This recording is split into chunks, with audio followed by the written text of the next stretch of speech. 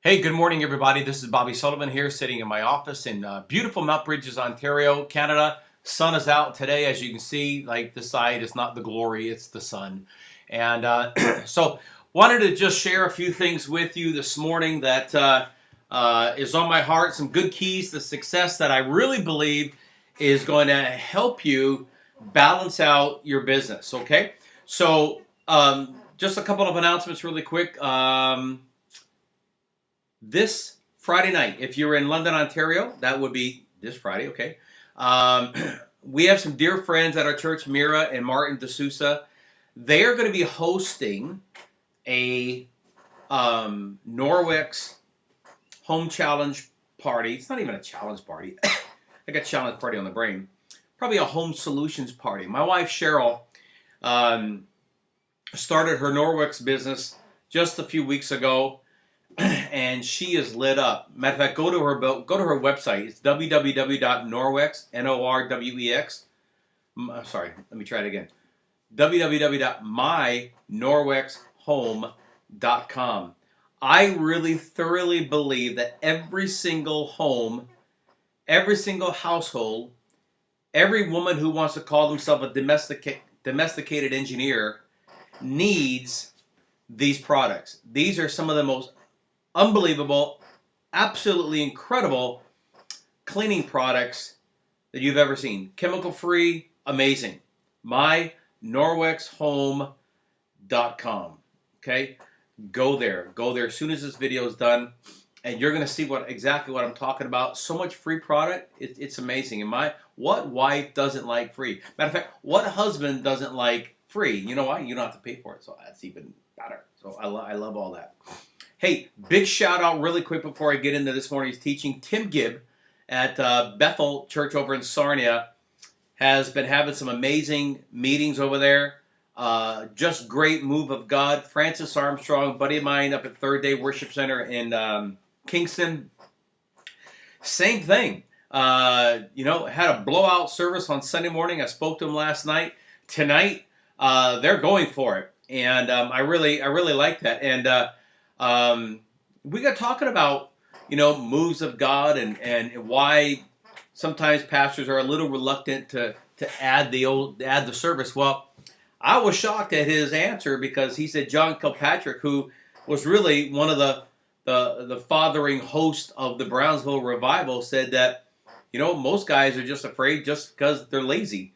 They don't want to add on that. It's easier to talk about it on Sunday morning than to add. And I know there's all sorts of activities and things going on, so I get that. So I'm not insulting anybody by that. But I'm like, hey, if God is doing something in a great, service, then, hey, tack on another night. Just see. I mean, you never really know until you do it, right? So kudos to Francis and Tim. There's also a great thing happening up in Breslau over by Waterloo. Mark, crud. Renard, Mark, you know who you are, and sorry about that. And anyway, yeah, that's where it is. And so you want to go check that out. I want to get in a teaching this morning that I really believe is going to significantly help you guys, help build your business, help balance your business. And so let's just kind of dig right into it. And I want to call it today just a simple title: Take time to rest. Matter of fact, if you haven't had your Zeal Shake, this Zeal Shake, I'm telling you, man, this thing is amazing today. I just did simple water, chocolate protein, zeal berry, hemp seeds, banana, and I think that's it. And it is amazing. So if you don't mind, I'll be kind of sipping on this morning as we go through this. So here we go. If you're taking notes, write this down. That fatigue can be extremely costly. Genesis chapter 2 and 2 says that on the seventh day God rested, or he ended his work, which he had made, and he rested on the seventh day from all of his work in which he had made. So it wasn't like God was tired or God would get exhausted, but I'm sure if you worked 6 days trying to create the world, you might be a little tired too. And some of us get all upset when we have to dig a ditch, much less think about him had to dig a canyon, the Grand Canyon. And so on the seventh day that he rested, I told one of our promoters a few months ago that you've got to come apart before you come apart. And I can tell you that you need to learn how to work smarter, not harder. You got to learn the art, and it is an art, but you have to learn the art because it's an art of wisdom and patience. The wisdom to know when to push, and the patience to know not to push hard. And that's a fine line because a lot of you, like myself, we're completely driven, and I'm a phone maniac. I call on the phone. If you haven't heard from me, you probably will. And I ask people, hey, actually, I wrote it down thanks to a buddy of mine yesterday, Adam Begin. I probably pronounced your last name wrong. But I was always asking people, hey, have you heard of the Zeal for Life Challenge? Or, hey, have you heard of the Body by Body Challenge when I was with ViSalus? And then he just simply said, hey, how about this? Do you keep your options open for making money other than what you're currently doing? I'm like, well, that's pretty easy because most people would probably say, yeah. But you have to learn how to come apart. In your attempt today to be a good leader and to lead by example, you've got to always... There, Jesus, my heart stopped. Excuse me. In your attempt, where was I? In your attempt, there it is, to be a good leader and to lead by example, you've always got to keep in mind that not everybody, although they can be taught, may or may not have the same drive that you do. They need to be coached, not driven. And in the last few months, I've really had to sit back and analyze my own style of leadership. My own style of leadership, I think there's a balance between being driven and being coaching and mentoring, teaching. And I'm not really the kind, I don't think I am, the kind that I want to just, drive people because I know their personalities, and I know their personalities may or may not always be like mine, but I had to ask myself this question: that why was I doing what I do? I mean, did I really care about people, or did I use people for a profit? Man, that's a really touchy question that, God has to, did I really care about obesity? Did I really care about, fighting a war on obesity? I mean, I had all these kind of crazy thoughts in my head. Like, if I wasn't making an income, would I really care if people got fat? I'm like, eeks. And God just began to speak to me, in those areas. I mean, did I push to blow up my rank, or did I push because I really cared? And you know what? The answer is both. I mean, if you're in business, obviously you're in business for several reasons. There is a message, of healthy and having a healthy lifestyle. But, there is also that balance of having an income. And if you're at full time, in a health and wellness, business, it is a business, and you want to balance that out.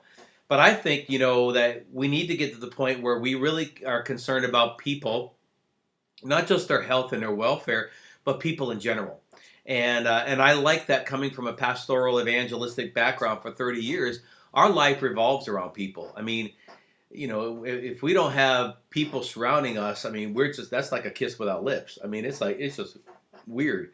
And you got to understand that this is a business. And if I don't get up and help people get their goals, then I'll never achieve, my own goals.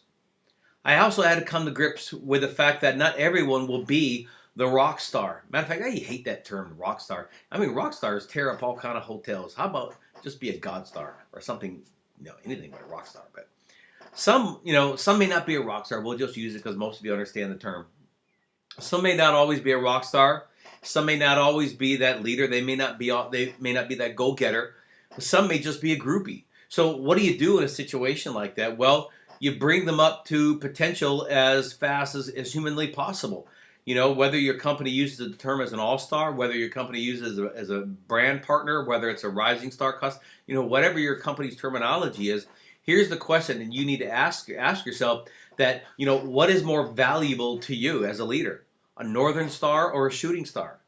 And I think you know the answer, because a northern star is dependable, reliable, never sways, is coachable, and you can count on them. I think of one person right now, Roxanne Huggard up in Kincardine. We've been friends for years, and I taught her when she was, not taught her. I preached in the youth camps when she was, a teenager and so on. She just joined the Zeal for Life Challenge. She's probably one of the most teachable, coachable young women that I've ever met and had the honor of teaching. I mean, she listens, and because success leaves clues, and we've done fairly well in the last three years. and it's been amazing. But a shooting star, is here one day, gone the next, and has the promise of everything, but delivers nothing. And they are here for one flash and gone. I mean, a shooting star will keep you up all night just waiting for them to shoot by. You know what I mean? You've seen those folks. They'll keep you on phone calls, encouraging them, never giving you a list, always coming up with excuses, tomorrow, tomorrow, tomorrow, tomorrow. And those are shooting stars, and you just have to kind of live and grin and bear it with those guys. But I remember one notable president of the United States knew this. He said this, that he absolutely refused to make any major decisions after 4 o'clock in the afternoon. And he knew that a tired mind rarely made good decisions. So one bad decision can create, countless tragedies. So what I'm saying in this little illustration today is you need to evaluate every new prospect and know what's best for them at the moment, not what's best for you. Maybe they're more than ready to be a customer or than a promoter, but you have to know, let them be, let them grow into their position. The other thing you need to realize is that in this key is that rest and relaxation is not a sin. Rest time, write this down, rest time is repair time.